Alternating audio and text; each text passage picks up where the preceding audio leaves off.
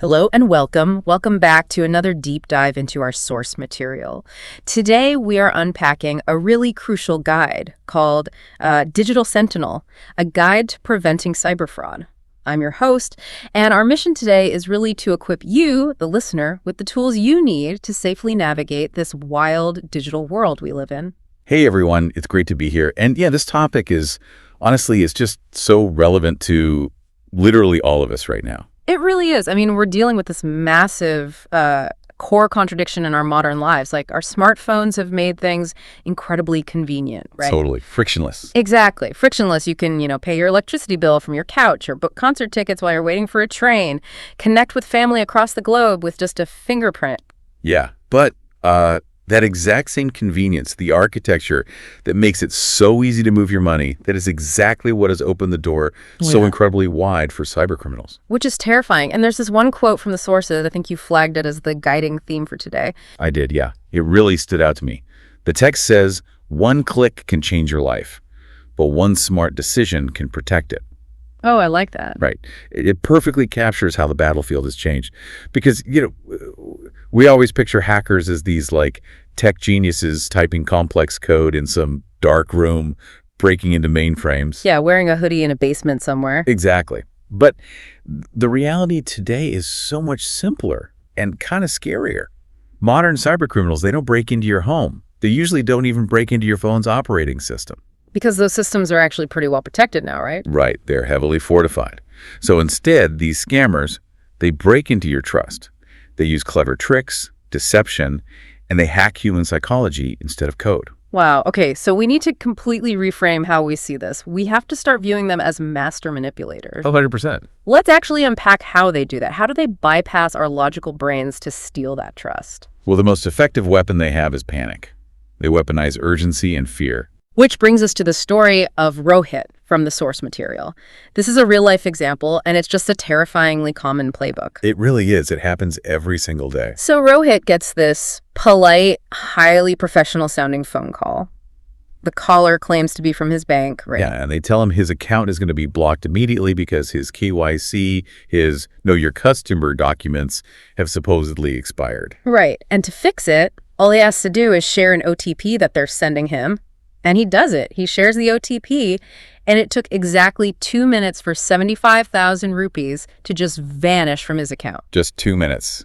Poof. Gone. Now, reading that from a place of calm, sitting here in the studio, it's really easy to judge Rohit. Oh, for sure. People think, I would never fall for that. Exactly. But why do so many smart, educated people fall for this? Is our brain just short-circuiting in that moment? That is exactly what's happening. Neurologically speaking, it's called an amygdala hijack. An amygdala hijack. Yeah. Scammers are absolute experts at creating a false ticking clock. Mm-hmm. So whether it's a phone call or a phishing email claiming your package delivery failed or your account is suspended, that urgency just stops us from thinking critically. Because we go into survival mode. Precisely.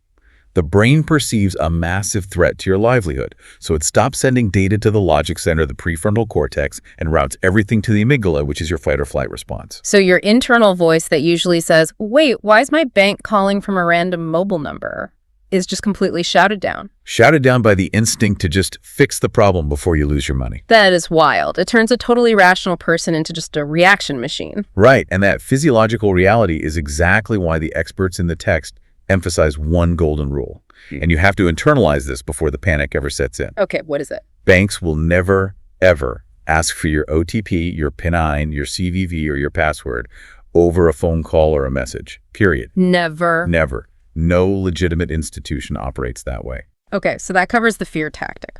But let's say someone is, naturally skeptical, they don't rattle easily.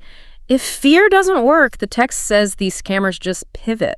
Right. Oh, they pivot incredibly fast. If they can't use fear, they go for a completely different set of emotions. Greed, hope, and excitement. Oh, they weaponize dopamine. Exactly. They exploit our desire for a quick win or a great convenience. Let's talk about the fake shop interrupt from the deep dive, because this one is so common on social media. The too good to be true deals. Yes. You see an ad for a flagship smartphone that usually costs 80,000 rupees.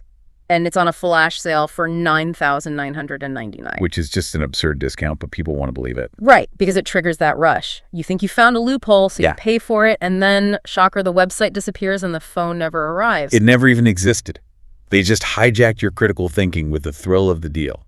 And they do the same thing with people's career hopes, don't they? The work-from-home job fraud. This one is particularly cruel, I think. They target people who are really looking for financial stability. They promise a dream job, working from home, earning $1 lakh per month, absolutely no experience required. Which sounds amazing if you're desperate. Right, but then comes the catch. They ask the applicant for a registration fee or training charges before they can start. And the reality check here from the sources is so clear. Genuine companies hire you for your skills and your time. Exactly. They pay you. They do not collect security deposits from you to give you a job. If you're paying them, it's a scam. Such a good rule of thumb. Now, speaking of things that seem incredibly convenient but get exploited, we have to talk about the UPI QR trick. Oh, the UPI scam. Yes. Yeah. This one catches so many people off guard because UPI is usually so seamless. Right. So the setup is someone contacts you, maybe about an online listing or a refund, and they claim they are sending you 5,000 rupees. But then they ask you to scan a QR code or they send a link, and they tell you to enter your UPI PIN to receive the money. Which, if you think about it, makes zero sense.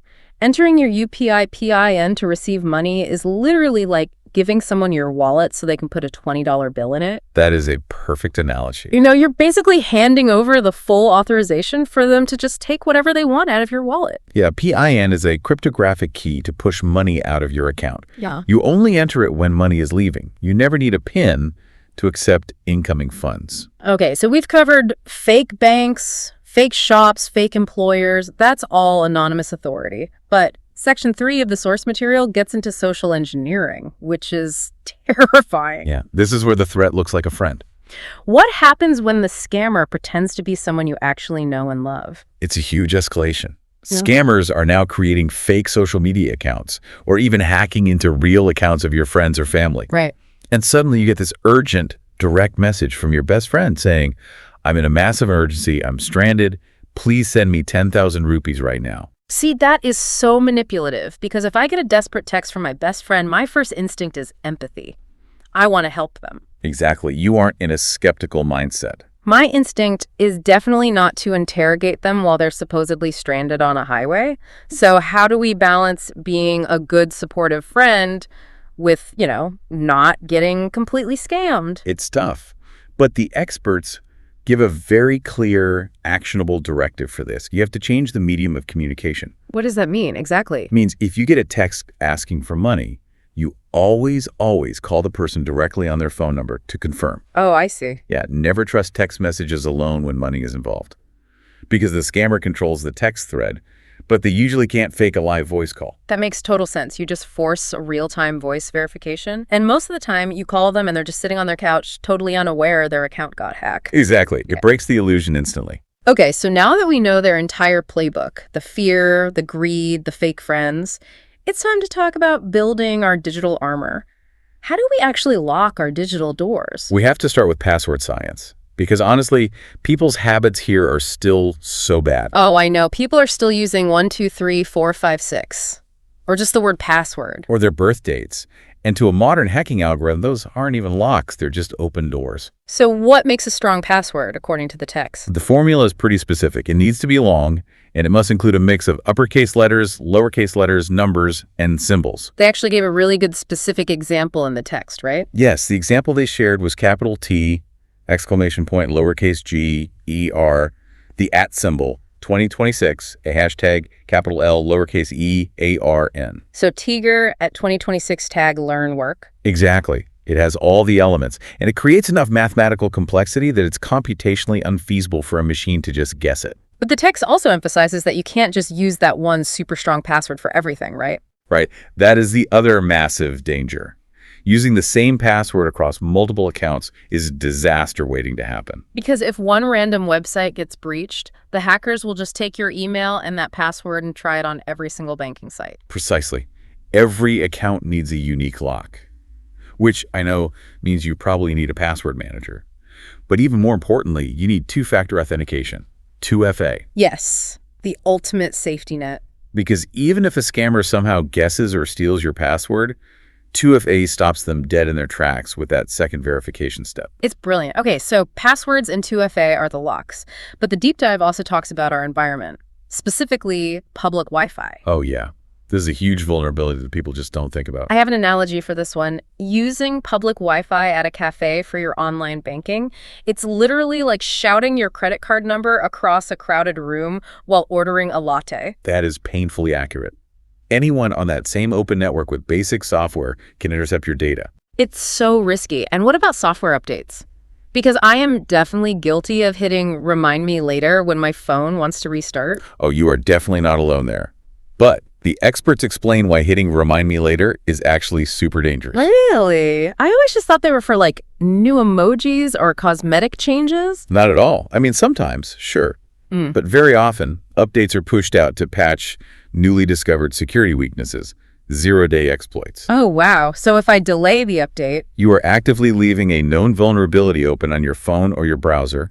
The hackers know the weakness is there, and you're just leaving the back door unlatched because it was inconvenient to restart. okay, point taken. I will never ignore those notifications again. But, let's be real. Even with the best armor, the passwords, the 2FA, the updates, humans make mistakes. We do. We get tired. We let our guard down. So if you do slip up, if you click the wrong link or share the wrong code, what is the emergency protocol? What do you do? The sources lay out a very strict 5-step recovery plan, and speed is everything here.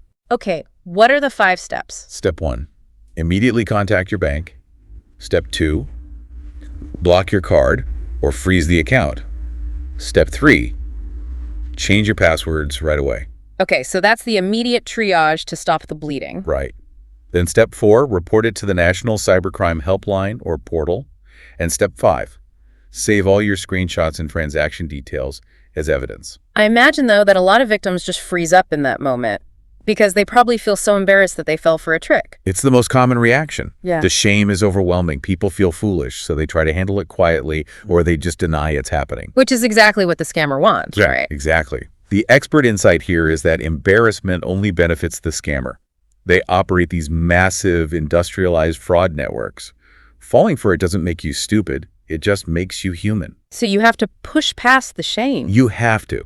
The faster you act, the better your chances of actually reducing the financial damage and recovering your funds. Don't let embarrassment protect the person who just stole your money. Well said. All right, as we wrap up this deep dive, let's give the listener a final checklist, the golden questions you need to ask before you click any link. Let's do it. First, do I actually know the sender?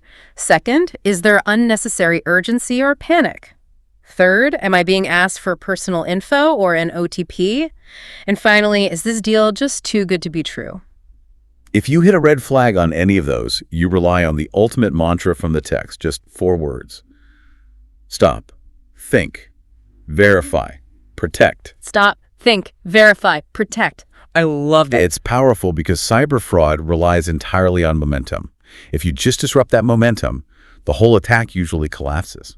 It is really fascinating. We spend so much time worrying about complex software and firewalls, but cybercriminals rely almost entirely on our human desire for speed and instant gratification. Very true. So maybe the ultimate digital security tool isn't a complex piece of software at all. Maybe it's simply retraining our human instincts to take a deliberate 5-second pause before we tap. Just a pause. It changes everything. So next time your phone buzzes with an urgent demand, will you let the machine dictate your pace, or will you take back control of your attention?